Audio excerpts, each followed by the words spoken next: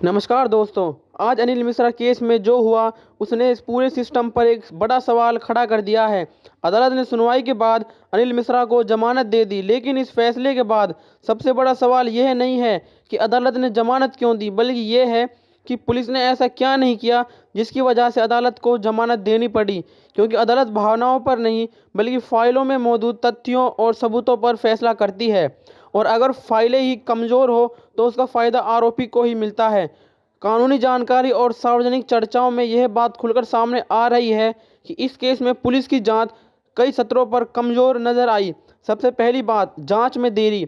जब किसी गंभीर मामले में समय पर कार्रवाई नहीं होती तो सबूत कमज़ोर पड़ जाते हैं, गवाह प्रभावित होते हैं। सवाल यह है कि क्या पुलिस ने इस मामले को उतनी गंभीरता से लिया जितनी ज़रूरत थी। दूसरा अहम मुद्दा है सबूतों की मजबूती। अदालत में जमानत का विरोध तभी मजबूत माना जाता है जब पुलिस ठोस, स्पष्ट और जुड़े हुए सबूत पेश करती है, लेकिन इस केस में कहा जा रहा है कि सबूतों की कड़ी पूरी तरह जोड़कर पेश नहीं की गई। कहीं बयान अधूरे थे, कहीं टाइमलाइन साफ नहीं थी और कहीं दस्तावेजी समर्थन कमज़ोर नजर आया। ऐसे में अदालत के सामने आरोपी को लंबे समय तक हिरासत में रखने का अधिकार कमज़ोर पड़ जाता है। तीसरा बड़ा सवाल है चार्ज प्रेजेंटेशन और केस प्रिपरेशन का।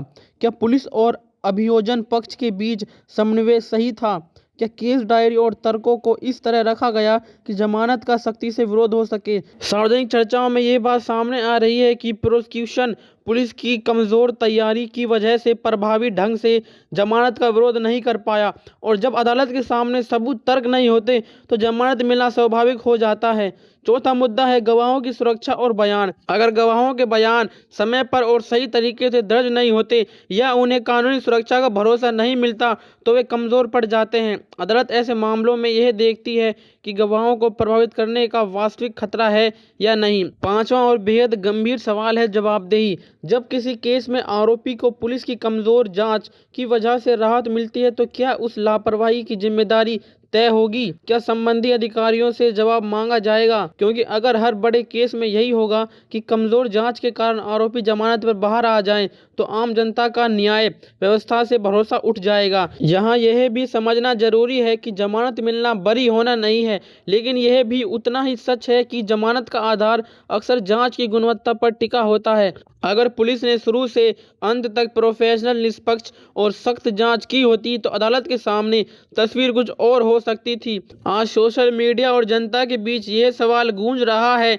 कि क्या यह सिर्फ लापरवाही थी या सिस्टम के भीतर कोई दबाव, कोई मजबूरी या कोई और कारण था। ये सवाल इसलिए उठ रहे हैं क्योंकि जनता अब केवल फैसले नहीं बल्कि फैसलों के पीछे की प्रक्रिया को भी समझना चाहती है।